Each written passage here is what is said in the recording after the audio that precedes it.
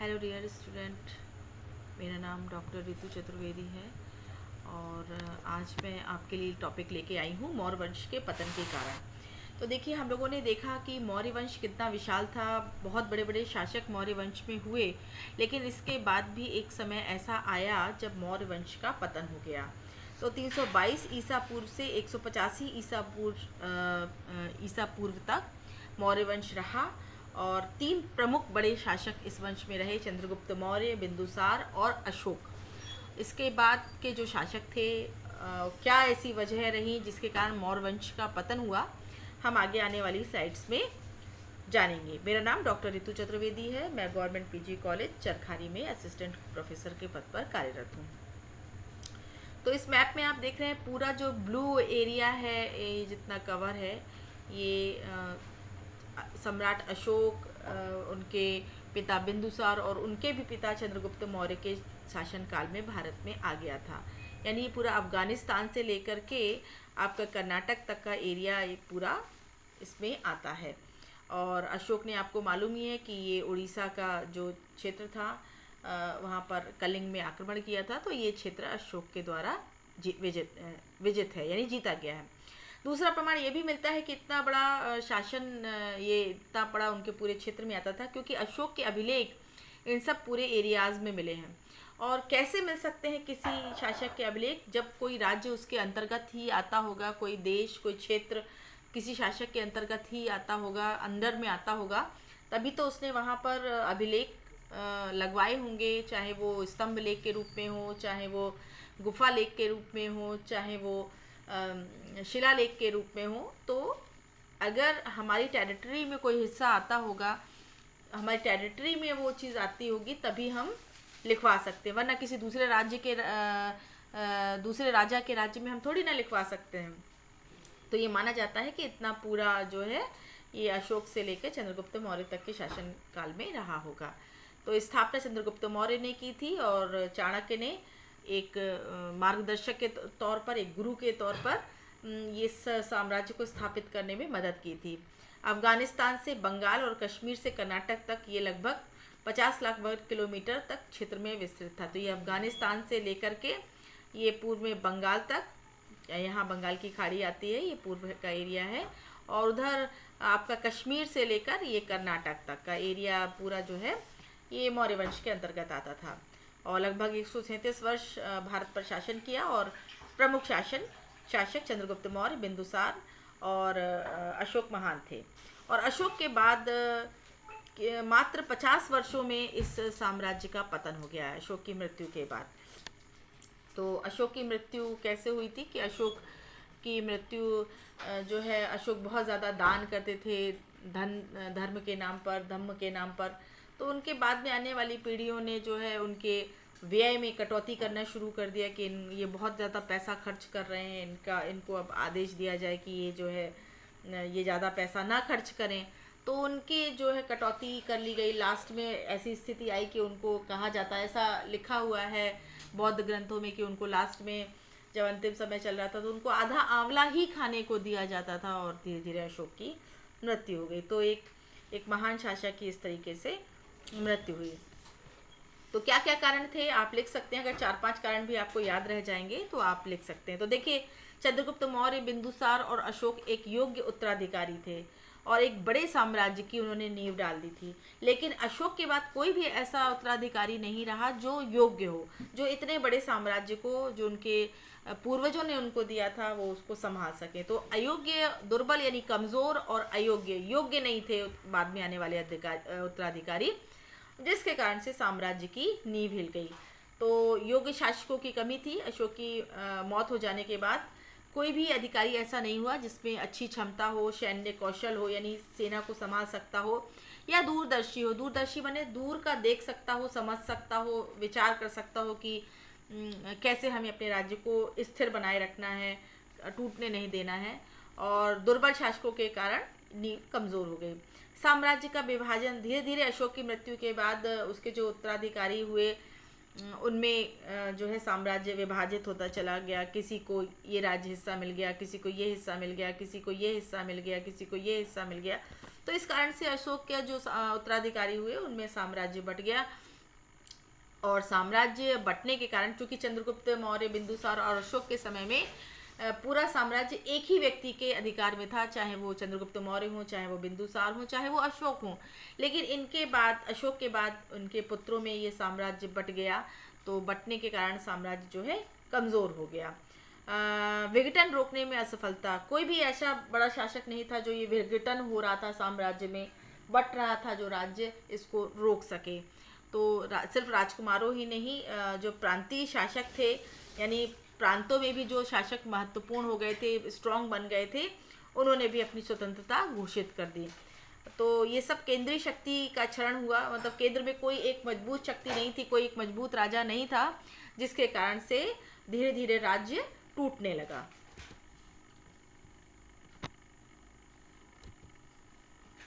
ब्राह्मणों की प्रतिक्रिया और धार्मिक संघर्ष, तो अशोक ने बौद्ध नीति को अपनाया था। आप लोगों को मालूम है, पहले तो अशोक, कल्हड़ की राजतरंगिणी से पता चलता है कि अशोक प्रारंभिक स्थिति में शैव थे, भगवान शिव के प्रति समर्पित थे और भगवान शिव की आराधना करते थे। ऐसा नहीं था कि अशोक ने ब्राह्मण धर्म को छोड़ दिया था, लेकिन बौद्ध धर्म को बहुत बढ़ावा अशोक के कारण मिला था।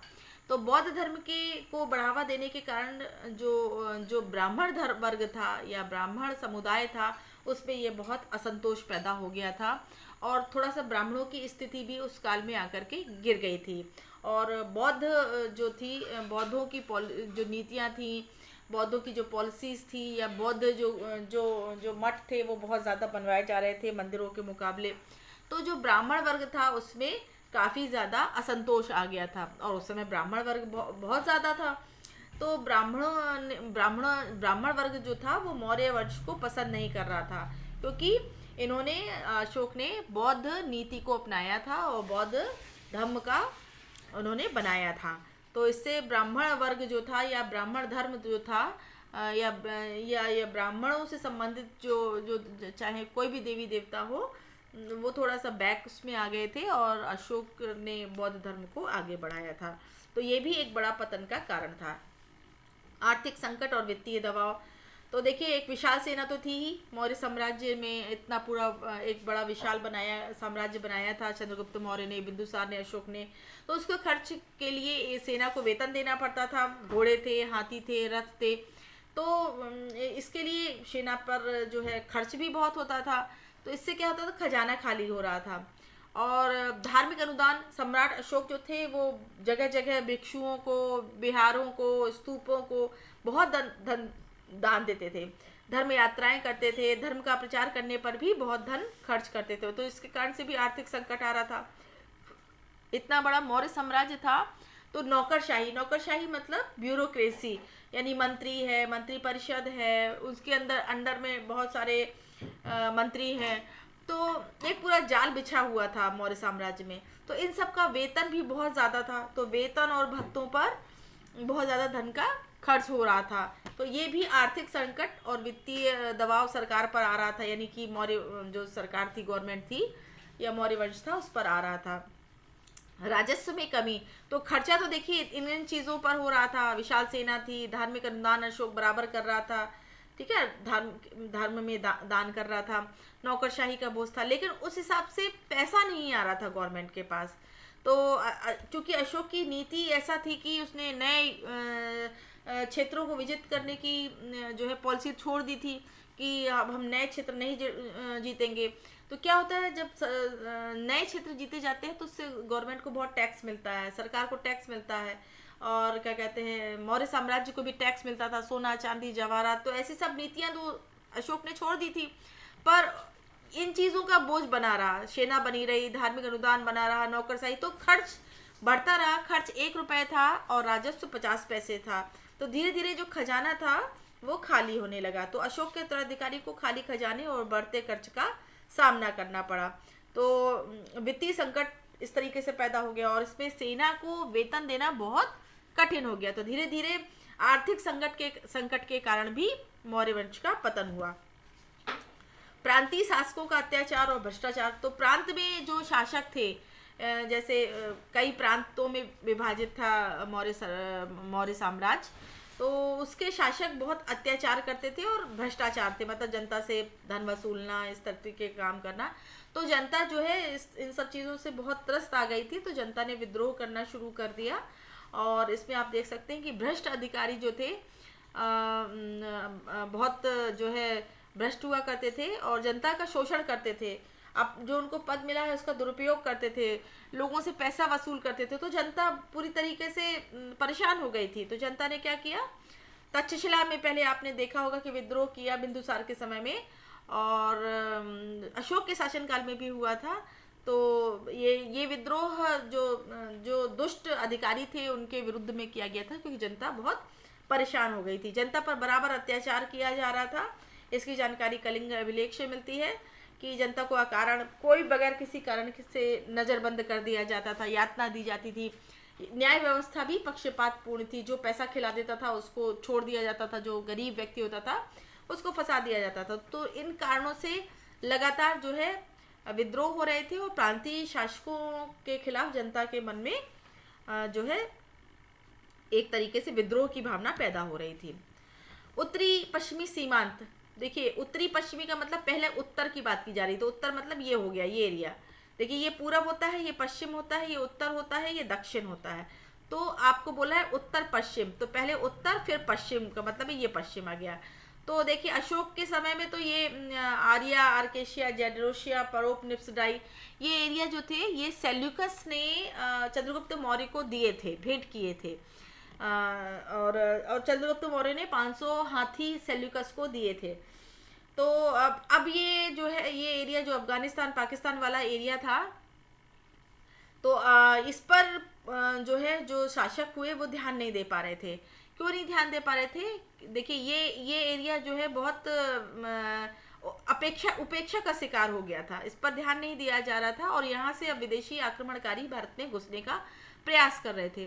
तो अशोक की धार्मिक व्यस्तता, तो अशोक धर्म एकदम जो है धम्म में समा गए थे। धम्म में मतलब है धम्म में ही उनका पूरा ध्यान चला गया था कि मैं तो अब सबको त्याग दिया हूँ, अब मैं किसी प्रकार से युद्ध नहीं करूँगा। तो अशोक की धार्मिक व्यस्तता के कारण और इतना ज़्यादा बौद्ध धर्म के प्रचार प्रसार में अशोक व्यस्त हो गए थे कि उन्होंने इस उत्तर पश्चिमी सीमा पर ध्यान देना बंद कर दिया था।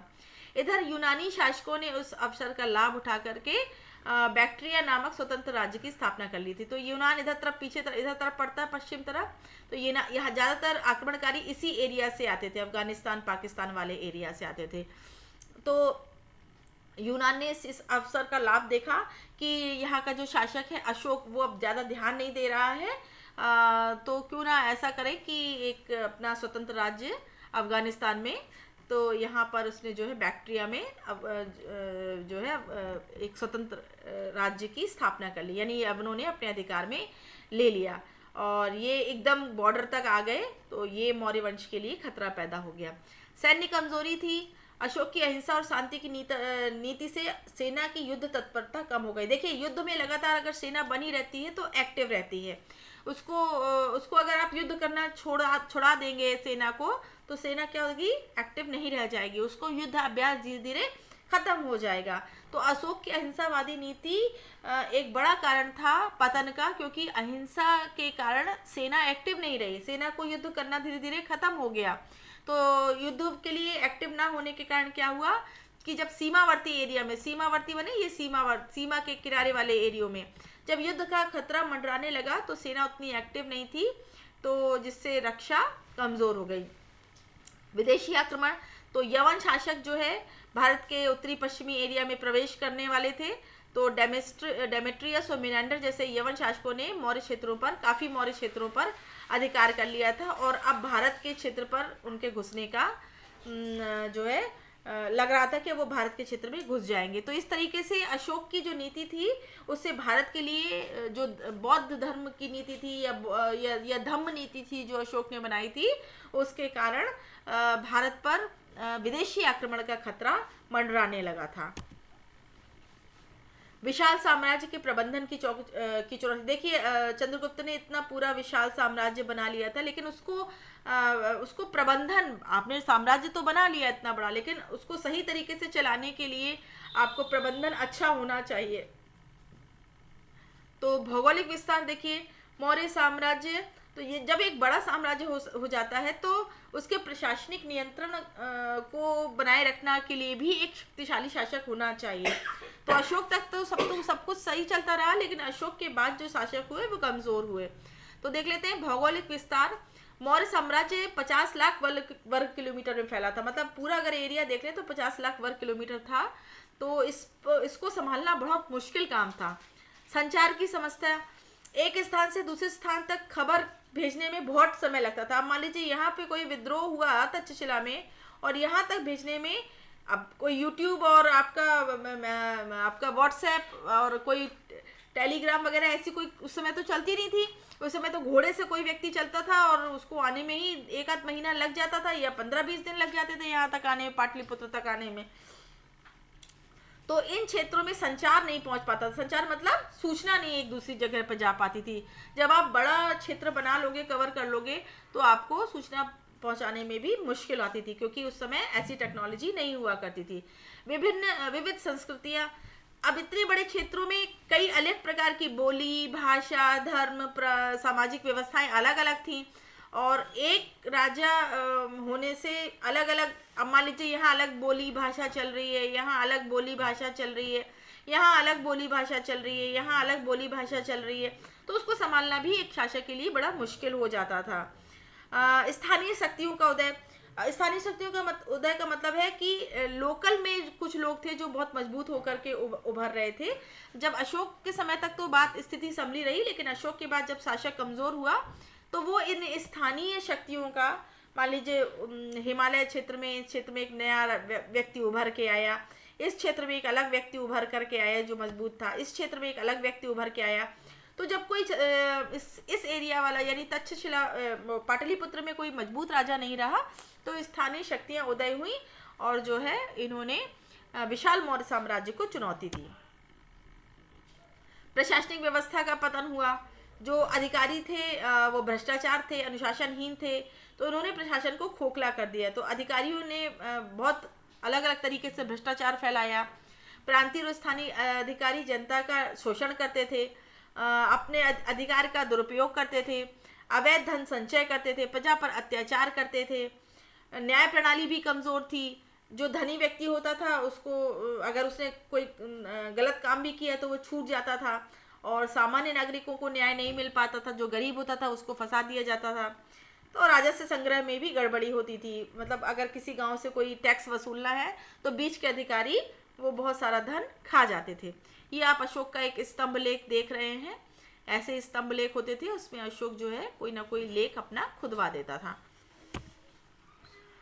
अंतिम कारण साम्राज्य का पूर्ण अंत। तो आप देखिए कि कैसे जो है अंत हुआ। तो अंतिम शासक था बृहद्रथ, और मौर्य वंश का अंतिम शासक बृहद्रथ था, जो कि एक अच्छा शासक नहीं था, ये नहीं कह सकते कि बहुत मजबूत शासक था।